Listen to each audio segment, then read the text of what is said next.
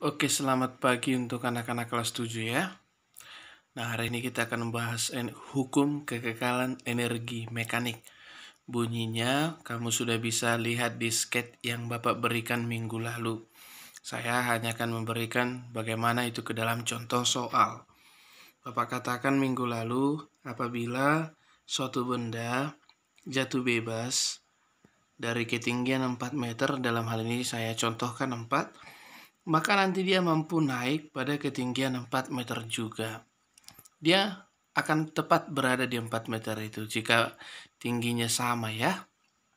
Nah, tadi saya katakan gerak jatuh bebas ya. Jadi kalau suatu benda dikatakan bergerak jatuh bebas berarti dia mula-mula diam nakku ya. Artinya itu tidak kamu dorong, dia jatuh sendiri ke bawah. Itu artinya. Jadi mari kita buktikan apakah dia memang tidak akan bergerak lagi, tepat akan di sini. Kita gunakanlah hukum kekekalan energi mekanik itu. Jadi nanti langsung ini kamu ambil posisi 1, ini posisi yang kedua. Jadi setiap mengerjakan soal seperti ini nanti ambil 1, ambil 2-nya. EM1 sama dengan EM2. Energi mekanik di sini sama dengan energi mekanik di sini. Seperti yang kita ketahui, EM itu kan EP tambah EK. Berarti EP1 tambah EK1 sama dengan EP2 tambah EK2. Coba kita cari ya kecepatan di sini ya. Nanti pasti 0 karena ketinggiannya sama ya. Jadi dia pasti berhenti di sini. Kalau berhenti berarti nanti kita jawab 0 ya. Anggap masanya 1 kilo. Anggap masanya 1 kilo. Meskipun sebenarnya setelah kita tuliskan ini bisa kita coret semuanya. Ini bisa kita sama-sama bagi M. Karena benda yang di tempat pos 1 itu juga tempat yang kedua gitu ya. Bisa dikatakan M. Jadi 10 kalikan dengan 4 meter ya, tambah setengah. Ini di tempat yang pertama ya, kecepatan yang pertama ini kan tadinya 0 dia. Berarti masukkan 0 kuadrat ya. Sama dengan G10 kali 4 gravitasi ya, 10 meter per sekon ya. Tambah setengah P kuadrat. Ini 0 ya. 0 kuadrat kali setengah 0 dong ya. Berarti tinggal 40 sama dengan 40 ditambah setengah P kuadrat. Nah ini kita mau cari V ya. Berarti 40 kurang 40 0. Sama dengan setengah P kuadrat. 2 kali 0. 0 ya. 0 sama dengan P kuadrat. Jadi akar 0 0. Jadi pasti diam di sini. Nah, lalu kondisinya berbeda kalau misalnya seperti soal yang ini. Ya, dia akan mencapai 10 meter. Kalau 4 meter, ini sampai 4 meter dia nanti. Kalau ketinggiannya sama, berarti dia akan tepat berhenti di situ. Beda kalau contohnya halnya begini. Ini 10 meter kan 8 meter. Contoh ditanya, berapa V2-nya di sini? Gitu ya. Jadi selalu Bapak bilang, konsepnya ambil posisi 1, ini ambil posisi yang kedua.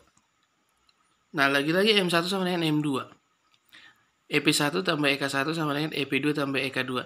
Pak, ini apakah selalu 0? Nggak juga. Kalau misalnya di posisi pertama, mereka kasih kecepatannya nggak masalah. Berarti nanti ini nggak 0. Gitu ya. Anggap masanya misalnya 2 kg juga. Anggap masanya 2 kg. Bisa kamu masukkan ke M ini. Bisa kamu masukkan. Cuman ruas kiri, ruas kanan semuanya bisa dibagi M. Boleh juga. Jadi kita coret M-nya. Ya, biar paham ya, biar cepat. Nah, berarti gravitasi 10, ketinggian 10 meter, ya, tambah setengah.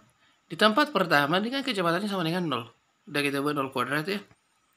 Nah, itu disebut gerak jatuh bebas ya. Jadi nanti kalau ada soal, sebuah benda bergerak jatuh bebas, katanya berarti kecepatan awalnya itu yang 0 ya. Beda kalau kamu jatuhkan, itu ceritanya beda. Ini 10 kali, H2-nya ternyata 8 meter ya. 8 gitu ya, tambah setengah kali V2 kuadrat. Apa perbedaannya? Ini kan tingginya nggak sama lagi, dia pasti lewat. Kenapa? Karena dia masih punya energi, kan? Ketinggiannya berbeda ya. Nah, berarti ini 100 ditambah 0 ya. 0 kuadrat kali 0 ini kan, 0 kuadrat kali setengah itu 0 ya. Ini 80 ditambah setengah P2 kuadrat. Di 100 kurang 80 ya nak ya. 100 kurang 80 sama dengan 20. Di sini sisa setengah V2 kuadrat. Karena 100 tambah 0 kan 100 ya. 100 kurang 80, 20. Ini kali silangkan ke sini ya. Bisa 40 sama dengan P2 kuadrat. Jadi nggak 0 lagi ya. Nah, gimana kemarin mengakarkan ini? Ini kan bukan bilangan yang bisa diakarkan ya. Misalnya 36, bukan. Jadi ini ambil dua angka yang kalau dikalikan hasilnya 40, tapi salah satu akarnya bisa diakarkan.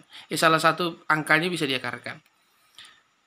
40 itu kan bisa 2 kali 20, tapi 2 kali 20 kan nggak ada yang bisa diakarkan. Tapi kalau 4 kali 10 ada nggak yang bisa diakarkan? Ada ya. Akar 4, 2. Jadi 2 akar 10 meter per sekon.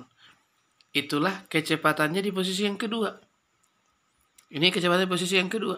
Kalau dari tingginya sama, ini pasti kecepatannya berhenti di sini diam-diam. Itu balik lagi ya. Nah, jadi bentuk-bentuk soalnya paling begitu. Ya, bentuk-bentuk soalnya seperti itu nanti kebanyakan. Atau mungkin bisa jadi begini. Ya. Bisa jadi begini. Nah, ini dibuat dia bentuknya ya. Itu ini posisi 1 nih. Ini posisi 2, jadi suatu benda yang kamu jatuhkan dari bidang miring. Di sini bisa kita cari kecepatannya atau EK-nya saja pun ditanya, boleh ya. Dari tadi kan kita nyari EK, V kecepatan. Sekarang nyari EK. Konsepnya sama. Ini anggap mula-mula di sini diam juga ya. Jadi tempat pertama dia 0. Ruas kiri, ruas kanan ada massa. Boleh kamu coret. Oh sorry, ini karena kita cari EK jangan kita coret lah ya, kita masukkan aja ya. Berarti 2, sorry ya, jangan ya. 2 kali 10 kali ketinggiannya. Gak usah kita coret ya, langsung aja kita cari EK ya. Kenapa nggak bisa coret Pak? Ini kan kita buat EK. Nah, 2 kali 10 ketinggiannya 8. Ditambah, ini setengah dikali 2 kali 0 kuadrat. Jadi lagi-lagi 0 nih. Kemudian, ini 2 kali 10. Karena ini benda yang sama. Kali 6. Ini tingginya 6 meter ya. Ditambah EK 2. Sorry. Ini coret. 80, 160. Ditambah. Ini 0 pasti ya. Sama dengan ini 6 kali 2. 12, 120. Ditambah EK 2. Nah gitu dia. Jadi bisa langsung EK 2 energi kinetik bisa kita cari. T160 dikurang 120. Itu adalah EK 2. Berarti 1 ini 40 ya, 40 joule. Itulah EK 2. Berarti EK 2 aja di sini 40 joule. Nah, inilah bentuk soal yang bisa kita pahami tentang energi mekanik. Semoga kalian dapat mengerti dan apabila tidak dipahami bisa ditanya sama Bapak. Thank you.